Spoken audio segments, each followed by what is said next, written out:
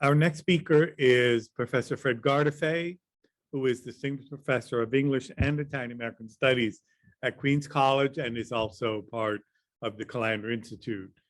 Fred is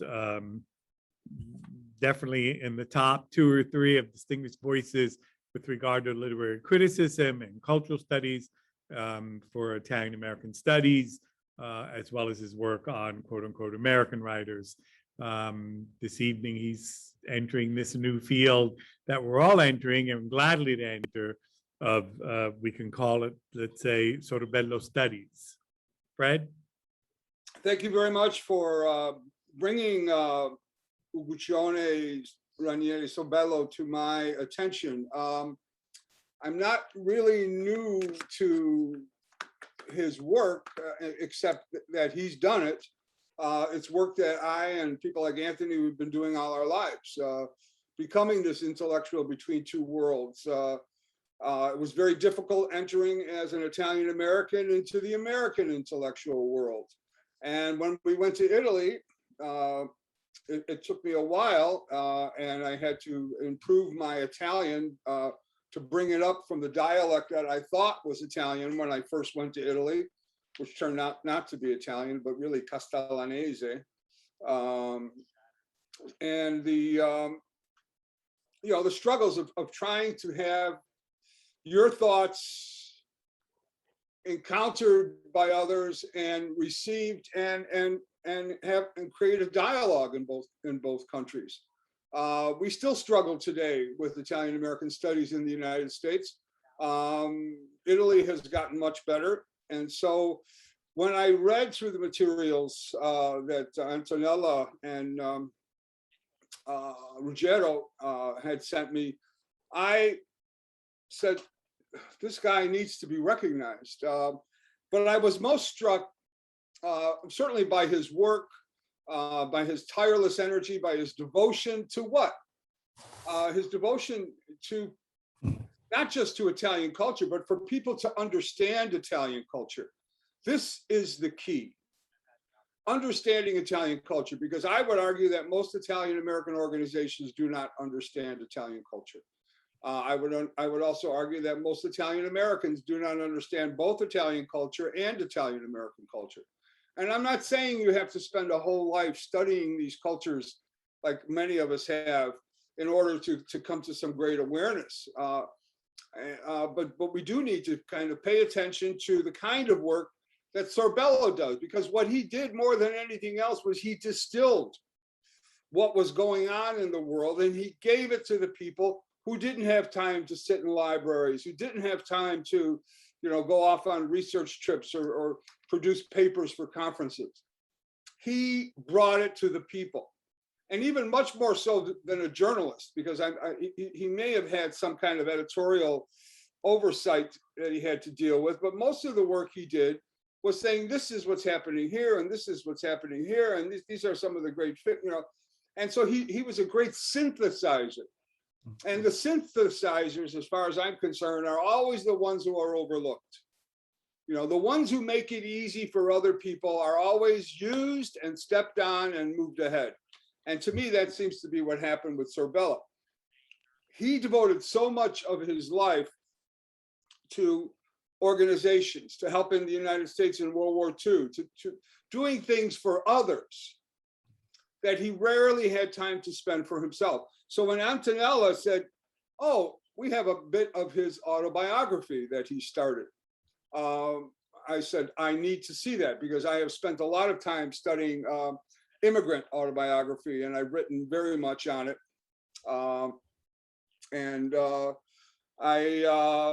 I looked into this, and what we have are 89 short segments in very beautiful script. I was thinking the other day, as I was talking to my grandson, I wrote him something on a card for his birthday, and he couldn't read it because they don't teach script anymore. And I immediately, while I'm reading Sorbello, I'm thinking, is this going to happen to him? Will people not be able to read him 100 years from now because people can't read script and they find his work in the archives? I don't know what's going to happen there. But when I saw these little 89 pieces, and I would call it pieces of an autobiography. It has a title. It's called Start Remembering. And really, all it is the start of remembering, but it's precious. It's so precious, especially if you're going to go on and study any of the work that Sorbello did as an adult, because he lays the foundation. He doesn't know he does it, maybe, or maybe he did know. He lays the foundation for why he did all this work. My only wish is that he would have had time and would have had the energy to go on and finish it. He starts writing it when he's 56 years old, and he writes it so that his son can understand him. When I was in my 40s, I've been keeping a journal on my bookshelf behind me at the bottom. There's many journals from when I was 17 years old till now. My daughter turned 18. I gave her my journal for when I was 18. And I don't think she really ever read it. I would have died to have a journal from my father when he was 18. And so in this little start of remembering, we get a sense of his early family life, his life in Perugia, life in Rome. And you think, oh, so what? We have, everybody has a life, everybody. But how many people have told us what it's like to drive a car, one of the early automobiles from Perugia, from Rome to Perugia? The automotive travel that he talks about, and the way, and the dog that would sit on the running board, and how they had to carry their own gas in the car because there were no gas stations. I mean, these are things that absolutely are mind-boggling, and you begin to see, yes, he did live a privileged life. I'm not going to say that he came up from the ghetto and he lived like this, but it's what he did with that privileged life. To me, in many respects, he's like a secular saint of Italian American culture. He has gone on, like some of those early saints who were born to rich families, who took off all their clothes and put on rags and went out and started working with the people in the streets. He could have gone anywhere. And we see that in his autobiography. He was a great tennis player. He won awards. He was always being feted by his grandmother at different dinners, going around, and his grandmother was part of the elite of East Coast culture. And she did a lot of entertaining and so on, and brought him with him. And we'll talk about language in a second, but he talks about wearing hats. When I was a kid, I could remember all I wanted to do was to be able to wear one of those cool hats that my father and all those uncles wore in the 1950s. And by the time I got to the 1960s, nobody wore hats anymore, and so on. So, but he talks about, the custom of wearing hats and what happened, the difference in Italy, in the United States, between when men are wearing hats and women arrive and so on. The difference in the United States, where men would take off their hats in an elevator, but would put them on, as soon as and they would walk all out of the elevator so a woman could get in. But when the women came in, they would, hold their hats and put them on in the presence of women outside of the elevator. It's just amazing little things, and you begin to connect these little insights that he does. It's very little. I think if you typed it all up, it couldn't be any more than 20 pages. But it gives you great insight into transatlantic travel, what it was like to be on those ships that took anywhere from 10 to 14 days to come to the United States. He talks about his early theater experience. And through it all, we get this sense of the cultural difference of behavior of people in Italy and people in the United States. There's an interesting thing when he's traveling. He goes to a hospital because he's got some bad eyes. He goes to a hospital in Washington, D.C., and he sees this sign all over Washington, D.C. And the sign says, "Park your camel with Uncle Samuel." And I thought, what is this? Is this something crazy? So I looked it up. And it turns out the United States in the mid-1800s was thinking about producing an army corps with camels to work in the Southwest in the United States. And they actually imported camels and they tried these troops. And the sign that he looked at, he doesn't give a context for the sign, but the sign that he looked at could very well have been an announcement of they were attempting to build the United States Army Museum in 1923. And he attests this sign to the propensity in America to kind of live by slogans. So he's got some great little insights, and he probably doesn't even know what he's passing along to us, but it's a treasure in this little bits of autobiography. He talks about some of his early love stories. His first job, which was as an elevator boy in the McAlpin building in Times Square. I'm sure the McAlpin Hotel is, I'm sorry, the McAlpin Hotel. I'm sure that hotel is not there anymore. But the stories of what he has produced in his autobiography ring quite truly with many of the themes that you find in Italian American immigrant autobiography. It's not so much the story of an individual, but the story of the group that makes the individual. And that's what we understand when we begin to explore some of these other writings of him. I mean, I don't have the time right now to talk about all his journalism and so on, and what he tried to do with Italian American organizations.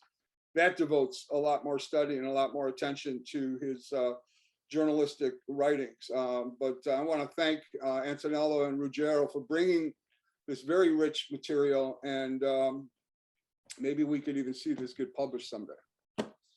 Thank you very much. Thank you, Fred. You've already heard partly introduced Antonella Valoroso by Ruggero. She is, her day job is teaching courses on history and culture for the Umbra Institute. She has been with the Sorbello Foundation for more than a decade, and has also curated numerous exhibits before this one. I just want to point out one or two, because they are, as well as this one, of sort of an international character. For example, one on Shakespeare in Italia, another one Rossini, la cultura musicale, a Palazzo Sorbello, another one Sguardi del Novecento, and l'eredità umana intellettuale di Uguccione Ranieri di Sorbello, and other exhibits. Tonight, she's going to delve deeper into the exhibit. You see parts of it behind me and behind Professor Dolci. Antonella? Hi, good evening, everybody. Being here tonight is truly a great privilege. I thank you all for your kind words. I thank Professor Ranieri in particular for his words, and for having given me the opportunity to discover and fall in love in a way with Uguccione. And I share his words of gratitude towards all the people and institutions already mentioned. And I won't repeat myself, but really a great thank you to everybody. Uguccione Ranieri di Sorbello was indeed an intellectual between two worlds. He was very active on both sides of the Atlantic. Yet the exhibit's itinerary illustrates in particular what I wanted to do was to illustrate his life and legacy, focusing on his activity in the United States. The materials, part of which I will be showing you in a minute, are reproductions from pictures and documents, mostly from the Fondazione Ranieri di Sorbello archive in Perugia. In my presentation, I will show and comment on some of them, and I invite you all to visit the exhibition, to explore all of them, to stop and read. There's much more than what I have time to illustrate tonight, but I'm going to give you a little taste of it. And as has been already said, I really hope that this exhibition could be the starting point of a longer journey. And I hope that there will be the possibility, as Professor Garda-Fe was just saying, to get to know more about a figure, that of Uguccione Ranieri di Sorbello, which certainly deserves to be rediscovered. For now, we have brought him back to New York, thanks to the Calandra Institute and the University for Foreigners, thanks to Professor Tamburi and Professor Dolci. And that's why this is a really like a fantastic evening for myself and for the Sorbello Foundation. I'm now going to share my screen so that I can show you some pictures, if only I get the privileges to do so, because right now I'm blocked and I can't do that. So I need the okay from the Calandra Institute, which is handling this Zoom webinar.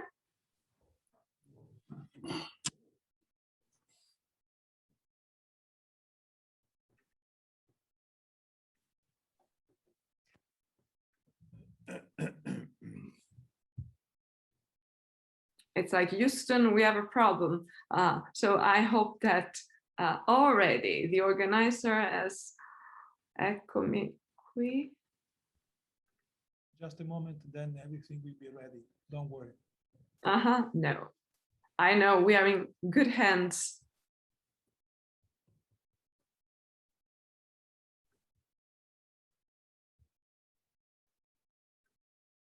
As usual, we tried it before and everything worked, and now it doesn't work. It always happens with technology. Sometimes it happens with technology. Already, here we go. Now. Okay, I think now you. Okay, this is just a poster of the exhibition, which is hanging around. So I will just, I will move on. And here we can see Charlotte Shaw, that has been already mentioned by Professor Garda-Fe.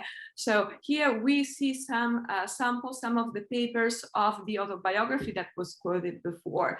I start remembering. We all know how important first impressions are. And in this slide, we get to see something about Uguccione's first journey to the United States, which happened almost 100 years ago. It was 1922. So next year it's going to be 100 years. On that occasion, he was accompanied by his grandmother, Charlotte Shaw Robert, who was also a second cousin of George Bernard Shaw. They were heading to Washington, D.C., but it was in New York City, that Uguccione received the most striking impressions. In his autobiographical notes written in 1962, and you see some of them reproduced here with this beautiful handwriting, he remembers how, and I quote, "Even at that time, the city, New York, gave me that feeling of infinity, which it still does. The love for New York will last for an entire life." And as said before, now Uguccione is back in New York. The first American stay of Uguccione was evoked by Professor Dolci before. So here in this slide, I have summed up some of the documents which are on display in the exhibition. We see Uguccione in a photo taken in New Haven, Connecticut in 1936, probably before he was leaving to go back to Italy. He taught at Yale from 1930 to 1936, And he became very quickly an active member of the academic community, taking part in the initiatives promoting by the Yale Italian Society and by New Haven's Circolo Italiano. From 1932, he was also regularly invited to lecture at the Circolo Italiano in Boston. And here we see his willingness to be with the people, to share, even with small communities like Circoli Italiani in New Haven or in Boston, his knowledge and the passion for Italian culture. He was also engaged in initiatives promoted in New York by the Casa Italiana at Columbia University and by the Italy-America Society. In the middle of, the center of this slide, we can see the playbill of the comedies premiere at Yale Experimental Theater called Le Signore C'è più gusto, and that premiere was on May 3rd, 1934. It's interesting to remember that he wrote this play for didactic reason, to engage students in using the Italian language. And if we think that we're talking about 1934, as was remarked already by Professor Dolci, this is quite amazing. 2 years later, the play was also printed in New York, and it's interesting to note and to remember that he also suggested to the publishing house to have the accents of the Italian language printed on the page so that American readers, non-native speakers, would not have troubles anymore reading Italian and would not get their accents wrong, hoping that in the future that would become the new rule. Unfortunately, it did not. So even today, non-native speakers of Italian struggle with accents when they have to learn the language. To the left, we can also see a picture of the Italian school faculty during the summer of 1935 at Middlebury College, the school where Uguccione taught in the summer.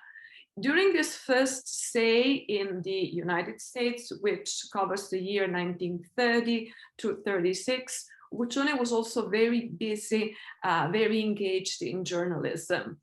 So here we can see some examples of his work as a journalist. He published articles in various periodicals and newspapers printed on the west coast of the United States: Corriere del Connecticut, Yale Daily News, Corriere d'America, Il Giornalino della Casa Italiana, Il Progresso Italo-Americano, Italy-America Monthly, and Italy-America Review.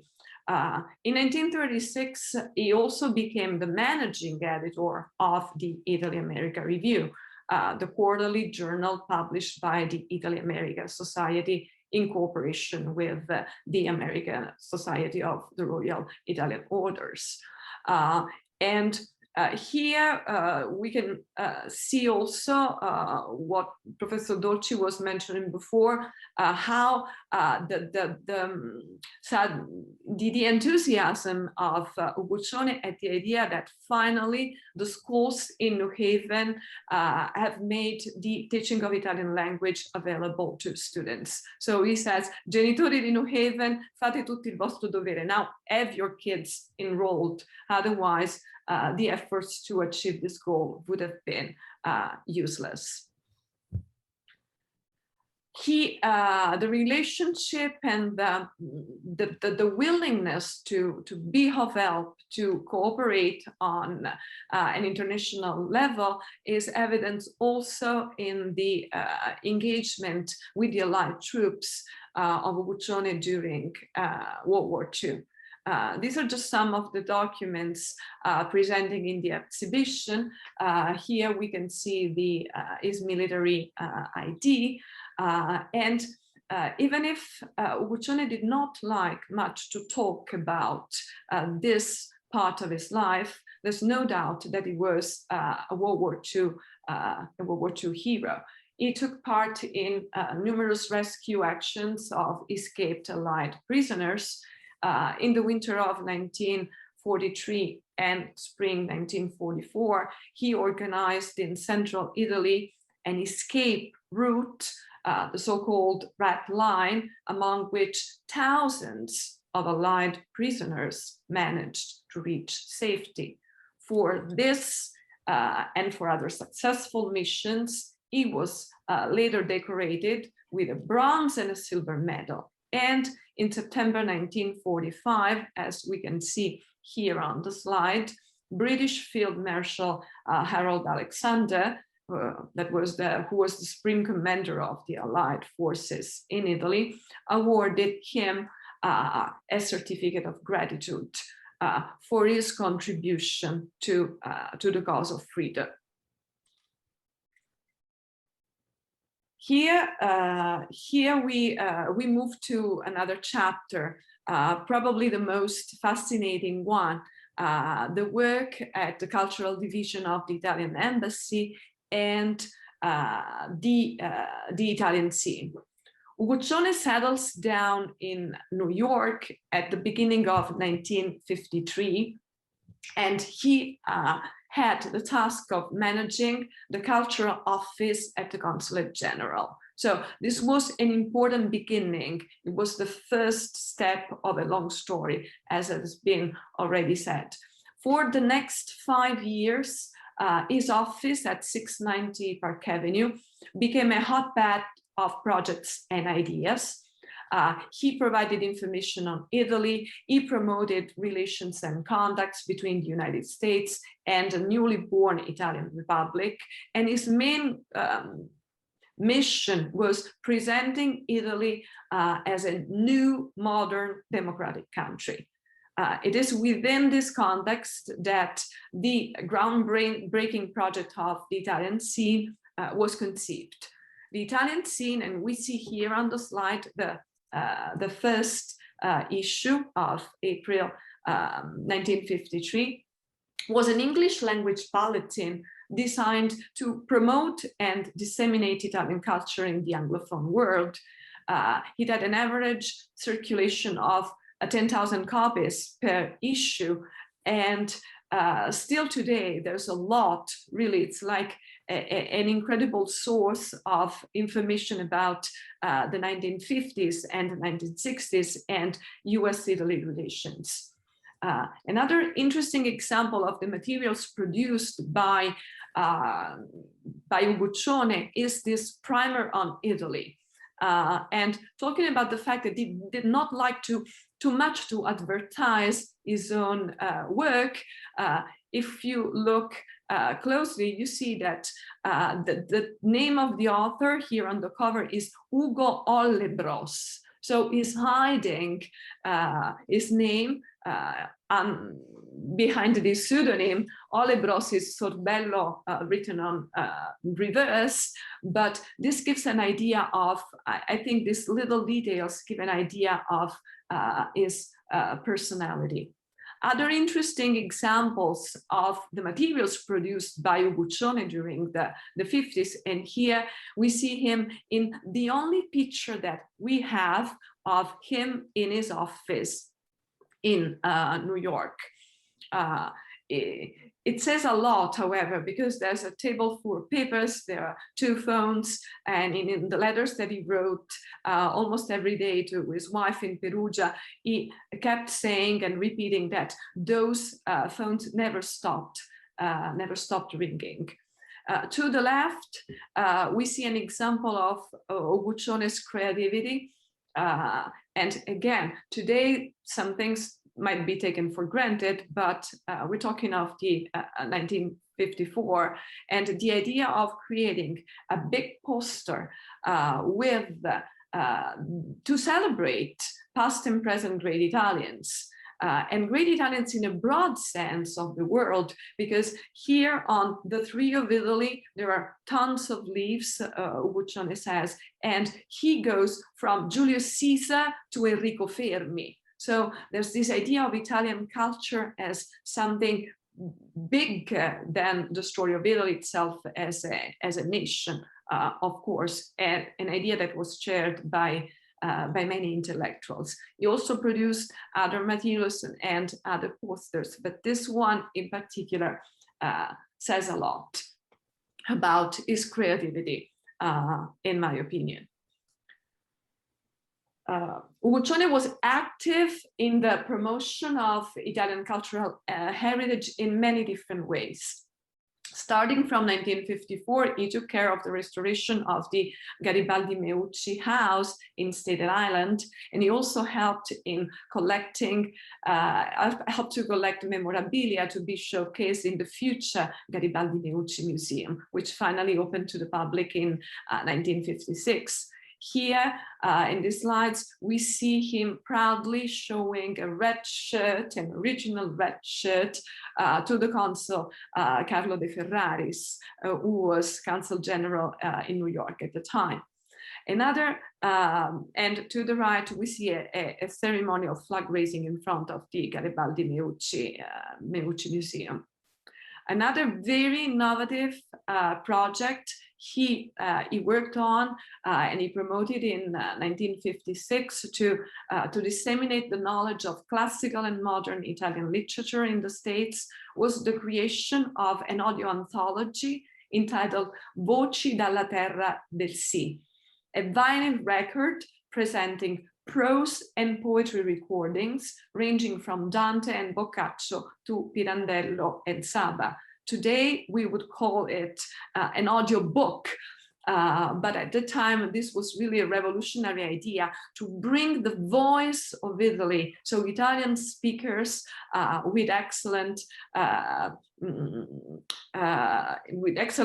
knowledge of how to use the voice, such as Riccardo Paladini, which is one of the persons that were involved in the project, was the official voice of the Italian radio and television. They were invited to record excerpts from the classics and modern literature, modern Italian literature, so that this could be these copies could be distributed throughout the United States. Some of them, as we can, with a little imagination, see on this picture, there is a faded red stamp that says that this copy is given as a gift to the members of the American Association of Teachers of Italian. It is interesting also to notice that each record, each vinyl was accompanied by multiple copies of the texts so that listeners, once the vinyl was playing, could follow the recording more easily. So he had 1,000 initiatives and incredible ideas. He was also speaking again of the promotion of Italian cultural heritage. In the 50s and 60s, Uguccione was very active and he campaigned on the press, both in Italy and in the United States, so that the new bridge connecting Staten Island and Brooklyn might be named after the Tuscan explorer, who in 1524 had been the first European to sail into New York Harbor. He was a leading member, Uguccione was a leading member of the Comitato Nazionale per le Onoranze a Giovanni da Verrazzano, and we see a picture of the Italian side of the committee. And this group included, among others, Carlo De Ferraris, the Italian consul general at the time in New York, Lino Lipischi, their love, who was the curator of at the Museum of the City of New York, John Lacorte, who was president of the Italian Historical Society of America, and Fortune Pope, director of the newspaper Il Progresso Italo-Americano. When in 1964, the bridge was finally opened, Uguccione enthusiastically gave the news on the pages of Il Corriere della Sera, where the dedication to Verrazzano was announced as, I quote this from his words, una vittoria della diplomazia, a victory of diplomacy. Again, another way in which Uguccione was active in the promotion of Italian Italian language and culture were a series of cultural tours. In particular, we know that in 1957, Uguccione moved back to Italy, but then his missions to the United States did not stop. In 1961, he went back and he was engaged in 2 cycles of conferences on the Risorgimento and on the development of Italy in the first 100 years of its unitary history. During these 2 cycles of conferences, he spoke about 40 times, lecturing in front of a variety of audiences at different venues, in street gatherings, at the end of banquets, in universities, at foreign relation associations, not to mention his numerous interviews on radio and television. On these slides, we see this slide here, we see him in Philadelphia with Consul General Ed Di Sogno, and to the right, we can see the reproduction of one of the many letters of appreciations that he received from the universities or from the venues where he had a chance to speak. In this case, it was Stanford University writing. Another important cultural tour was the one for the Dante Celebrations of 1965, which were the first truly global celebrations dedicated to the father of the Italian language. Uguccione was particularly active in the San Francisco Bay Area, but not only there. And in fall 1965, he held conferences at several colleges: St. Mary College, Mills College, Holy Names College, Stanford University again, San Jose State College, and University of California in San Francisco. But oftentimes he also spoke in non-academic contexts. On September 29, he even gave an address, and he told a joke during the ceremony organized to celebrate the donation of a bronze bust of Dante to the city of San Francisco by the Società Dante Alighieri of Rome. And on October 21st, he spoke at the San Francisco Public Library, and 9 days later at the Sheraton Palace, as we can see in these pictures here on the slide, he was awarded the key to the city of San Francisco by John Francis Shelley. And the key now is in the House Museum of Perugia at Palazzo Sorbello. And we see a reproduction, of course, in the exhibition panels. I'm moving toward the end of my presentation with the last international mission of Uguccione in 1968. And that is linked to the Hemisphere Universal Exhibition at San Antonio, Texas. That was the first official World Fair held in Southwestern United States. And its theme was particularly intriguing for Uguccione because it was the confluence of civilizations in the Americas. More than 40 countries and corporations were present, and Italy produced a pavilion honoring Italian participation in the discovery and in the development of the New World. Here on this slide, we see a picture of the entrance to the Italian pavilion. The pavilion was divided into 3 main areas: Italian navigators, history of Italians in the New World. So this is of particular interest probably for Professor Tamburri, and the Calandra Institute, and Italian art. Uguccione gave his contribution helping with the organization of the pavilion, writing the presentation brochure to the pavilion.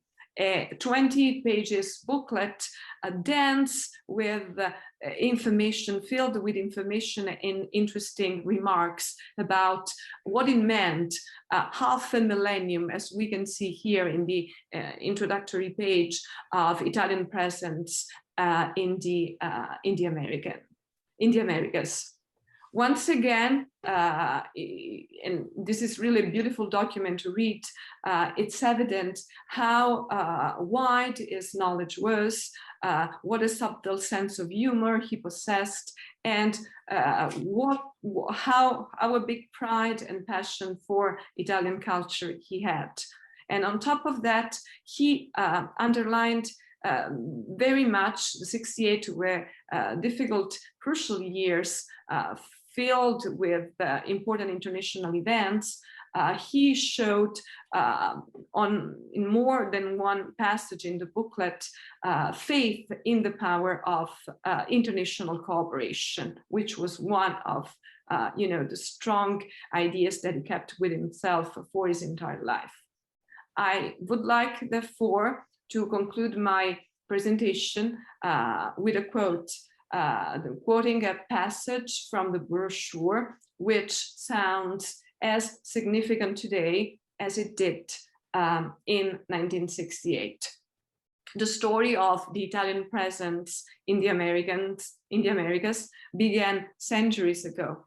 Distances having been cancelled, and the proof is to now the fact that we are connected through the internet. Distances having been cancelled, today it is no longer a question of presence in this continent or that, but rather of cooperation everywhere. Thank you. Thank you, Antonella.